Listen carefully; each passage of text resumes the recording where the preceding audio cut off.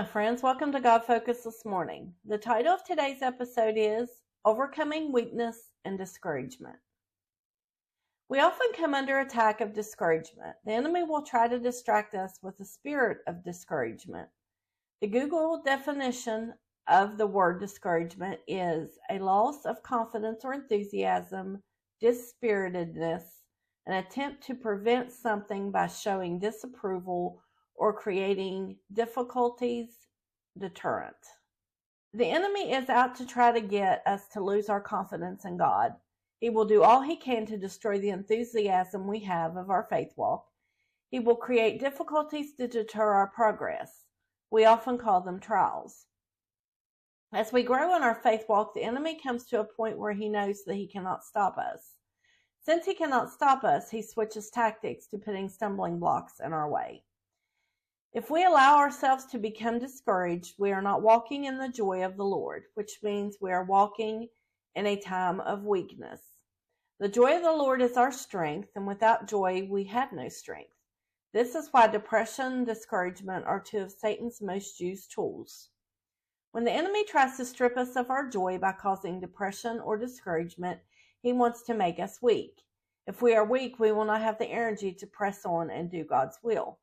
We will not be able to fight the good fight of faith against the spiritual attacks of the enemy.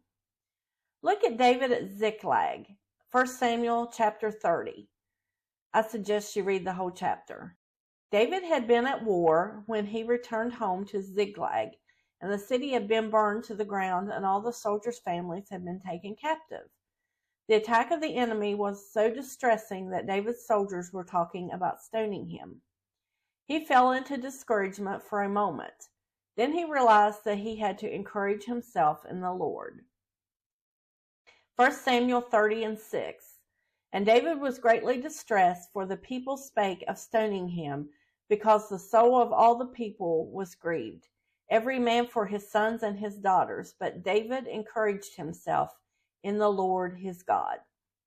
We can encourage ourselves too by remembering all the times God delivered us. It is good to think of all the times things looked hopeless and God came through for us personally. It can be encouraging to read scriptures about how God helped others in His Word. We cannot be too proud to reach out to someone that we can trust for prayer. There's no shame in having a weak moment. We are human and will allow our emotions to take control from time to time. But even though we have fallen into discouragement, we have to be like David and pick ourselves up. 2 Corinthians 12:9, And he said unto me, My grace is sufficient for thee. My strength is made perfect in weakness. Most gladly, therefore, will I rather glory in my infirmities, that the power of Christ may rest upon me. One thing that is often hard to admit is when we are feeling weak. We think we have to be strong and not show weakness. But we can find strength in that time of weakness when we admit that we are weak to God. He will come alongside us with the strength that we need. And as we learn to push through the attacks of the enemy and give God the glory, we will find strength. We will be able to take the next step walking in the strength that God gives us. Galatians 6:9, And let us not be weary in well-doing, for in due season we shall reap if we faint not. There are times we are battle-weary and discouraged. We can rise above it and we will reap a harvest for all of our faithfulness. The key is that we cannot allow the enemy to get us so bogged down that we cannot move forward.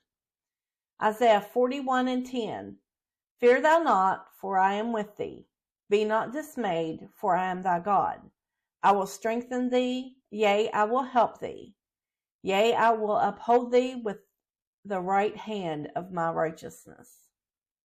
We have nothing to fear because God is with us. We have no reason to be stressed or discouraged because He will give us strength to pick ourselves up and to press on in faith. People go to the gym to gain physical strength. They will push themselves to lift a little more weight than they did the day before. This consistency gives them muscle strength. We can gain our spiritual strength by exercising our faith. We can find the determination to keep going. And in pressing on, we will find that God gives us the strength we need. Thanks for watching. Until next time, be bold, be brave, and keep your God focus. Like, share, and subscribe for more encouragement. Have a wonderful day.